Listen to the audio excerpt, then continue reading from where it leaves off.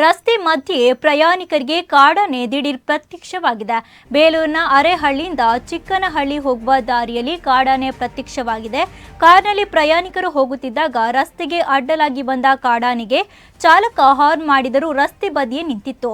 ಕೂದಲೆಳೆ ಅಂತರದಲ್ಲಿ ಕಾಡಾನೆಯಿಂದ ಪ್ರಯಾಣಿಕರು ಬಚಾವಾಗಿದ್ದಾರೆ.